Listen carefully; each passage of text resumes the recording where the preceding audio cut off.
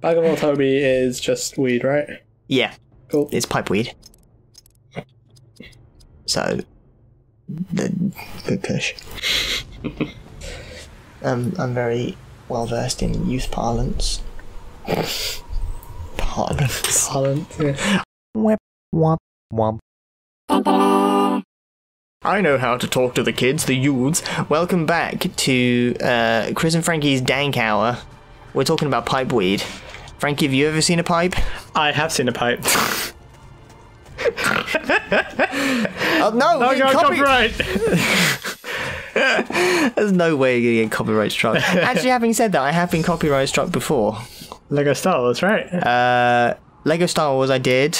I got copyright struck on an episode of Chariot. Why? The Chariot Chariot? Chariot soundtrack. I've had a couple of small copyright strikes, mostly of just soundtracks of games. You settled out of court for most of them? Yeah, small easy settlements of $1 million a piece. Are these the trolls from Hobbit? No? No, there's 3 of them, aren't there? Yeah. I think other trolls are fucked up. Yeah, that's something that's never really oh yeah, you had this longsword all this time. It's not really discussed properly in The Lord of the Rings, like ever again, that trolls turn to stone in the daylight. Well, cave trolls do. Do they? Apparently. Is it because there's like trolls at the end of Colonel Fields. Yeah. No, they're not cave trolls, they're mountain trolls. I would assume it's just a cave troll thing. They're living in caves. I guess. Oh, look at him aim, look at him aim. Usually he doesn't aim, he just kind of wings shoots in it. general direction. Can you shoot a bow from the hip? Yes. Yeah, try hard I don't enough. see why you couldn't. If you just hold it here, it's all just going. That was some good visual storytelling in this audio. God damn it! That's the audio podcast. This isn't the podcast. It basically is. It's like a podcast with video games in the background. It's a podcast, except we haven't bothered to think of things to say for it like you would do for a podcast. So in a way, it's worse than a podcast. In a very accurate way, this is a very low quality podcast where we haven't thought of conversational topics, and nor do we think of them as we're playing. I'm going to build up Rangercraft. Rangercraft is useful, but it takes ages to build up just because fucking aim shot costs loads of AP and sets you back really far on the fucking turn chart. So eventually when you learn something that's frankly less useful but costs less, you can build it up faster. Because eventually, Rangercraft, you can learn Northern Storm, which is this giant fucking lightning attack. Ooh, I remember that. It's really cool. You can also learn some healing moves, so it becomes somewhat of a healer. Oh well, shit. You're out. No. Well, one nice thing is that they have arrow permanents like that. Isn't that sweet? Is there a way to change the order that the abilities come up on your ability table? No. No. Not as far as I'm aware. That's a shame. Yeah. Yeah, a little bit, because when you get to late game and you're only using the lower ones because they're more useful, you just gotta scroll through all the guff, all the detritus. Is that a random battle? I don't fucking care. Let's go. Let's leave. It was a Palantir one. Oh, so what that cutscene earlier that we had to skip over was saying was, "Oh, you found our campsite. This is where we camped out in that part of the film where the Crabane saw us, and we had to go under the rocks." So this remember that part of the film? It was Rivendell, great. right? Yes. See, I'm going to say something. Good. I don't want to be mean to the developers. I'm sure they did a really good job. I remember the films looking a lot nicer than this. Less grey. Yeah. Yeah. New Zealand is a lot more lush than... Like, where are we meant to be exactly? We're currently at an elven healing altar. It looks like Mordor. Everything looks like Mordor. Yeah. Eregion is a particularly drab part of the game. Whereas I feel like it wouldn't be in the universe. It's a nice lush forest. Yeah. Yeah, you're right. I'm trying to think if there are any parts of the game that have particularly good palettes, and there aren't. I don't really remember what happens in between Moria and Pelennor Fields, to be perfectly honest. There's a load of Rohan shit. Oh yes, lots of fields. Yeah. Lots and of that brown. doesn't have a very good colour palette either. No. It's all green, but it's all very sort of greyish greens and greyish browns and greyish purple. This was sort of the era of the grey, wasn't it? I think it was slightly before, but I guess they probably... We're getting there. They probably didn't have a huge budget for this game, and... Come on, New Line. A bit of your colour palette of the PS2 probably Tolkien isn't cash. great. Like the colour palette of Two Towers and Return of the King probably wasn't great because it's a licensed game. That's quite nice. That splash screen has a good colour palette. And then you look at Shadow of Mordor, and even though it's all in Mordor, it's actually quite nice, and there's green parts. And... Yeah, that game is really good. Yeah, I love it. It's... Ooh, I'm glad that it panned out. I should have done an alt paint. No, it's alright. I'm glad the game panned out. Yeah, it could have just not worked at all. Yeah, they promised quite a lot with the Nemesis system, and then they delivered on it. Yeah, it worked. They didn't Peter Molyneux it. They made a promise, and then they delivered on that promise, and it was good.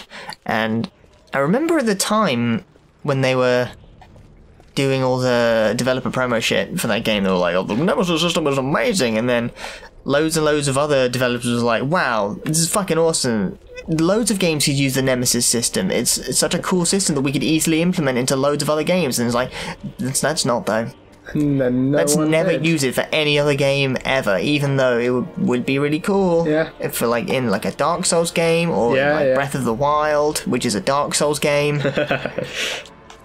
They could have done it, and it would have been really cool, but they didn't.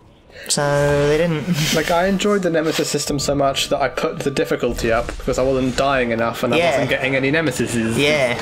Nemesis? Yeah, Nemesis.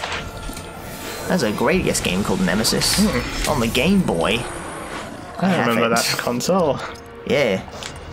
Game Boy was a decent handheld console. Like, Nintendo has fucking dominated the handheld market. Oh yeah. Since it opened. It's truly baffling how no one else has even managed to come close. I mean, Sony tries, and by all accounts, the Vita should do really well because it's just a better DS. Yeah. But no one cares. Yeah. Ooh, tan leather underbraces for your underbrace. What do you do? You want to be sure they're good and dead. Shit, we're gonna get copyright struck from fucking Zombieland. Double tap. How do I know I can trust this one? I vouch for him. See, at least her colour scheme is quite nice. Sort of red and gold. Stands out from the rest of the grey. Well, it gets worse. Yeah. Because then it just becomes all gold, but it's a really boring gold. Yep. Her original red sort of burgundy colour palette is really nice. Yeah. And Boromir's original sort of dark blue palette is quite nice. Yeah, and then like it becomes silver. It's silver, yeah. A friend, actually. And what did this orc take from you? He took the one thing that mattered to me, my friend. You shall find out. Oh, well. See, yeah, he just always gets this sword out but refuses to use it in combat. Yeah. And who are you to speak? Like Ganondorf in Smash Bros. Yeah. Oh, Ganondorf will be lame with a sword. Then you will Need another sword user in Smash Bros. We should find one of the enemy's altars. There's just so much stuff going on in this game Healing himself. that doesn't really get adequately explained, and everyone talks in fucking riddles, and Berethor is basically like the Frank Grimes of the Third Age. He sort of shows up and is like, everything is fucking stupid, you're talking a load of garbage, and everyone's like, no, this is Middle-earth where anything is possible, and we're at these healing altars. It's like, almost what like the fuck someone do you from mean? Game of Thrones got plopped into Middle-earth and he's just talking regular English and everyone's talking fucking Tolkien. Yeah.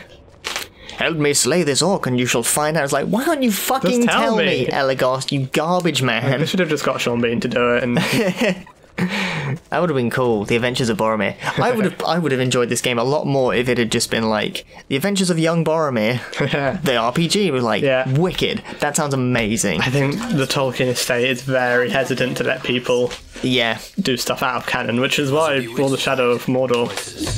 In fact, the Shadow of War looks even less canon. Like there's a Balrog that just appears. Yeah. I'm pretty sure there wasn't another one of those. Yeah, they're all dead. Oh yes. Him away.